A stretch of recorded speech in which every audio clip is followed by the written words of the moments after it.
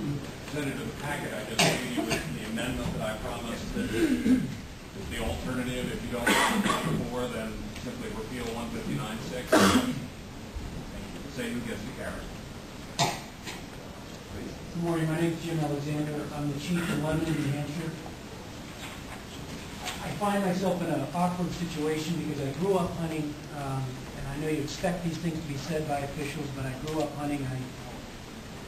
Pictures of my grandfather, my dad, and I never thought that I would be in a position where I would have any kind of constituency and people contrary to my beliefs of what needs to happen. Then I became a police chief. And I saw the side of society that most of us and most people in this room don't always see. And it put a little more reasonableness to me to say, well, not everybody should be carrying at least a concealed weapon. That opinion comes after some time and a process that I went through. And I'll try to be as brief as I can. I had an application from a member of a known outlaw gang that I believe that the staunchest gun owner and hunter would agree that this is a person in a gang that would be difficult to carry a concealed weapon. I met with that person. I said, "Are you a member of this gang that's identified by the FBI as committing several acts?" And he said, "Yes, I am." And I said, "Have you committed any of the felonies that are known that are associated with this gang?" He said, "I'm not answering." Then you look at the gun permit and it says Chief of Police. It needs a signature and that's a name. And I said to myself, how can I do this? So I met with the State Police Intelligence Unit and said, tell me about this gang. I didn't know much about it. It's new to Lebanon. He told me, and in fact, this individual was even known by the intelligence unit of the state police. Let's be honest, to convict someone you need to prove beyond a reasonable doubt. How many people do make it all the way and get convicted? There are many, many people who are not good people who are not convicted. My guess is the majority of people here are worried about themselves. Well, I can tell you that I approve gun permit after gun permit, and these are just good, normal people. But then I say, when someone says that to me, how in good conscience can I sign on that line? I deny the permit. This organization has its own attorney out of Massachusetts, its own legal firm, and all kinds of money. And we went to court. I found myself asking my city manager for thousands of dollars to defend what I thought any reasonable person would have done in my shoes. Luckily, he let me do it, and we went to court. They sent up their polished attorney from southern Massachusetts, and we duked it out. To the point of, this defendant didn't want to take the stand. If I'm in a civil hearing about why I should be able to carry a gun, I don't know why he wouldn't take the stand. He was compelled to take the stand.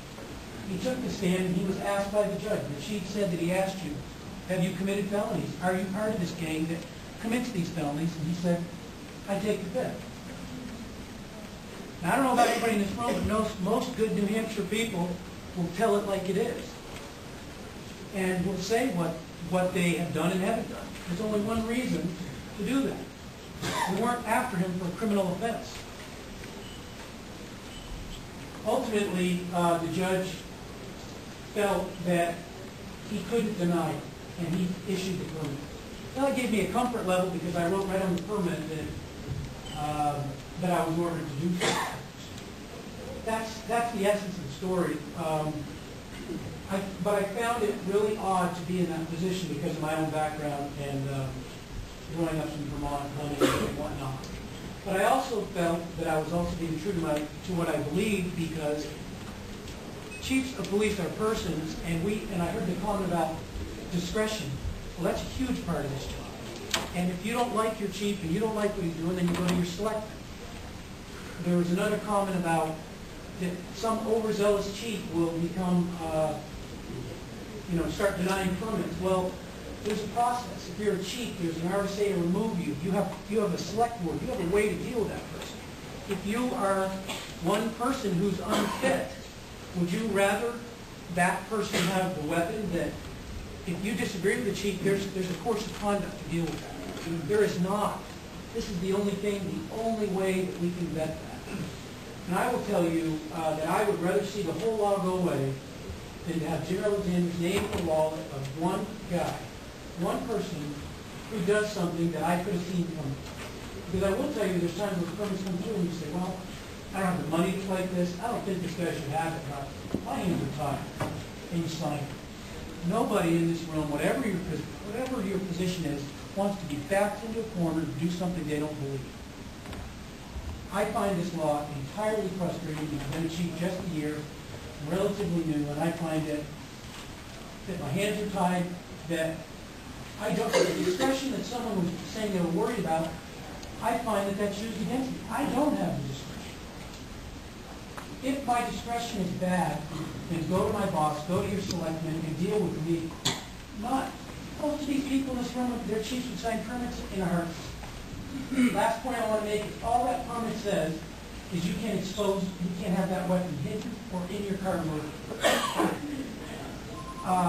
You can carry it, you can take it to the gun range, you can walk down the street with it in open. But I say to the people in New Hampshire, for the police officers in New Hampshire that are out there, give us the benefit of letting us see who's carrying what and who isn't. And if you're asking us to get behind that person and say he can carry it, then let us have some authority to do it. And if you don't trust us, then go after the chief that did it. That's in essence what I would offer you is a really frustrating part of the chief of police. Thank you. Senator Clark, question. Thank you. Chief, I understand your concern, and I understand that you wonder why all these people are here. Let me try to help you understand. I'm from Hudson. We have the best chief of police in the entire state, Dick Gender. The problem is we don't have the best board of selectmen.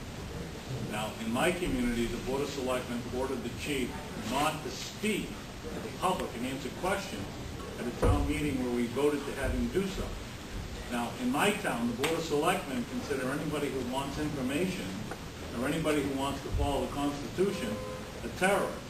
So, if I follow, you think I'm kidding, don't you? If I allowed this to go through, I now have selectmen ordering my chief not to give pistol permits or carry permits to people they don't politically like. And that happens in the town of Hudson. As I said, it happened in our town meeting.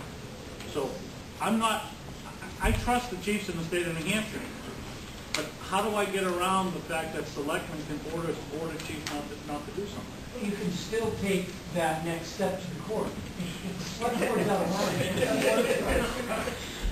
See where I'm going? yeah. But where does it go? Who's going to pay for this? I spent $4,000 in taxpayer money for a person who said there's another side to that. For a person, if somebody walks in and says, I'm a member of Al-Qaeda, let's go to the worst extreme. I am a known member of Al-Qaeda, call the FBI, see it. I signed the permit. Is that, and then he does something. Let's get ready for Dateline because we're all going to be on it. How could he do it? The chief, if you don't sign it now, he has to take you to court. So we eliminate a step. If you really believe that somebody's not qualified to carry a concealed weapon, or perhaps not carry a weapon at all, you have the right to say no. He has to then take you to Superior Court. Why would we want to change that? Well, I think part of the problem is that, and this is what I don't know all the answers, and I don't pretend to know. I do know that it's a problem. You probably tell that from my testimony. Should there sometimes the information you have, like I said earlier, isn't it's not a conviction. It's not as straightforward as what I just said. Maybe there needs to be an in-camera review process for the judge to look at some of these evidence and say what it is about this person. Otherwise, then I think Senator Burling's right. Let him go to Vermont. Do what Vermont does. These are the situations you can hear. Either give it authority or take it away from the chief. Thank you. Just for Senator Goddard and Senator Reynolds need to go to another hearing for probably 15 minutes or so, and they'll be done. So I don't want to let you make other questions? Thank you very much. Thank you.